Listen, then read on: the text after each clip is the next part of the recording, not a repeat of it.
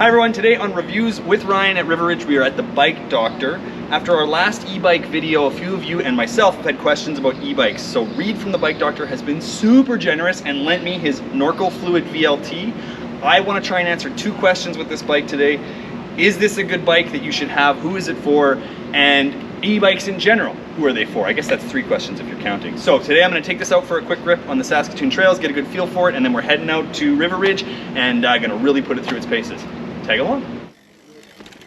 So the idea was to leave the Bike Doctor and ride as many of the Saskatoon trails as I possibly could. I wanted a taste of everything from tight and twisty trails to open flowy trails, punchy climbs, all the stuff that I absolutely loved, and I wanted to see how this bike would handle all of that kind of stuff and if it was worth the price tag.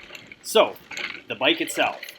The bike is a Norco Fluid VLT C2, one of a number of trail bikes by Norco. There are 5 different e-bikes and 6 traditional pedal bikes carrying the Fluid name.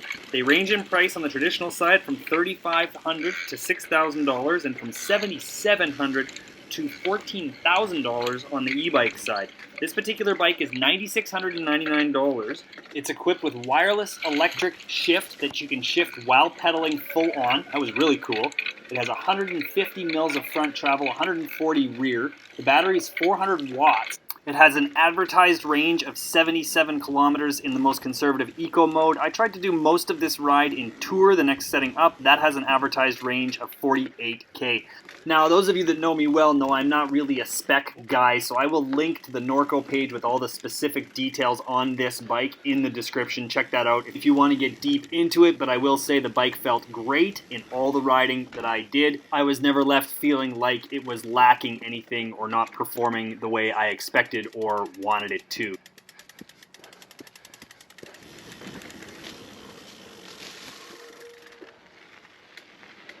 All right, back at the Bike Doctor after an hour and 32 minutes and according to Strava, 30.2 kilometers. Initial impressions after riding a good chunk of the trails in Saskatoon. This bike is fast, it's flowy, it takes a hit beautifully. The power aspect, on and off the power, is exactly what I would want it to be. I can't wait to get it out to River Ridge and get it on some very familiar trails.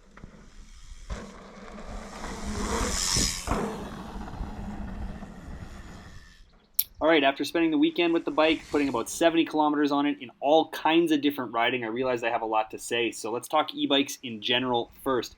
Class 1 pedal assist e-bikes, pros. Less of a barrier to get out and ride if maybe you're afraid of the wind that day or you're just not feeling it as much. I found it was way more easy to get enthusiastic about getting on the bike and riding, just knowing that assist was there for me. Speaking of the assist, with the different modes, it's a great equalizer. If you're out with an athlete who is stronger or less strong than you, you adjust those modes accordingly and you're both riding together. Along with those modes, you can absolutely adjust your workout. You know, in Eco, I was really working hard, and so, you know, it's still a good workout. And, you know, the other and last pro, and maybe the most important one, they're fun. I had a great time on these things. So, you know, there are your pros. On the con side, well, they're expensive. You're getting less of a bike for the same money than you would in a non-e-bike. They are heavy. While this particular e-bike, you know, was light for an e-bike, and it managed its weight really well. It's still heavier.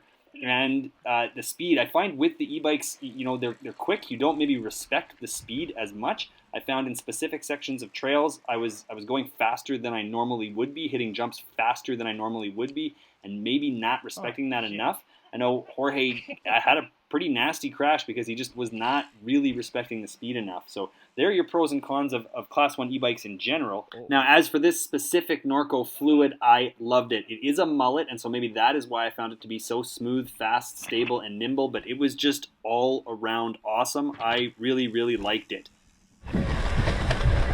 Look at him go. He's just gone.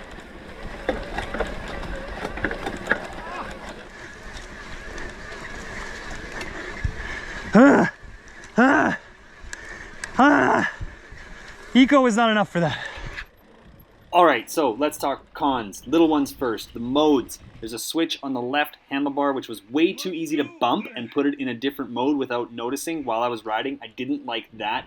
And range anxiety was real. I used Tour for most of my riding, and the rated range of 50 to 60K, I mean, if the point is to get out and ride all day, that's borderline.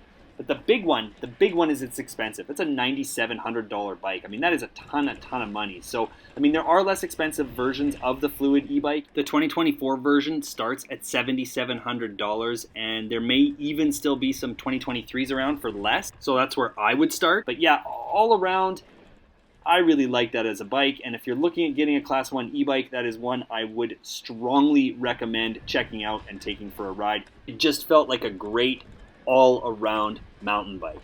So there you go.